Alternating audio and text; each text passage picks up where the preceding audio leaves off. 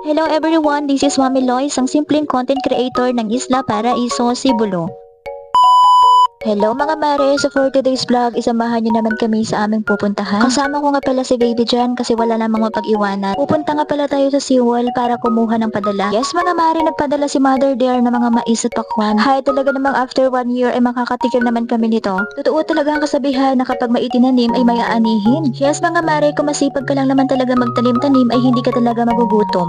So ayan nga pala si Bossing, pa-chill-chill lang, sana all.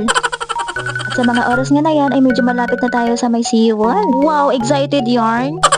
And finally nakarating na din tayo dito sa may SeaWorld. Dating nga namin ay wala pa yung bangka. Kaya naman mag-aantay tayo dito. Maganda din talaga dito sa may SeaWorld. Maganda talaga dito magtambay at magpahangin. At napansin ko nga na may bangka na paparating. So ayan na nga yung bangka na pinadalhan ni nanay. At ayan, medyo malapit na nga siya dito. At talaga namang itong si Bulinggit ay umiral na naman ang kalikutan niya. Ay nako, mapapakamot ulo ka na lang talaga sa batang ito.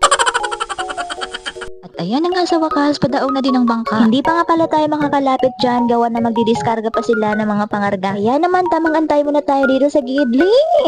At eto nga pala yung signage dito sa Semirara, napakaganda naman talaga. At pagkatapos nga nilang magdiskarga ay nakuha na natin ang ating padala. Kaya naman ng mga time na yan ay pauwi na tayo. Umuwi nga agad tayo kasi iyak na ng iyak si baby. Hindi ko nga alam kung nagugutom ba siya or talagang inaantok na. At pagdating nga natin sa bahay ay bubuksan na natin ang pinadala ni nanay. Ay talaga namang parang nag-unbox ako ng parcel. So ayan na nga ang bumungad sa atin, napakaraming gulay, mais at saka pakwan. Ay talaga namang solve ang tamay namin dito. Ay kasama nga pala siyang isda kasi hindi natin siya nabidyuhan.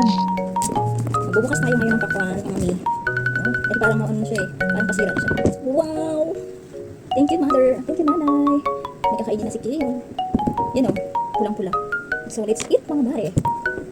So ayan na nga, kumain na tayo mga mare, kain tayo. So ito namang si Bulinggit ay kain din siya ng kain. At iba naman balat ay kinain niya na rin. So guys, hanggang dito na muna. Thank you for watching. Bye!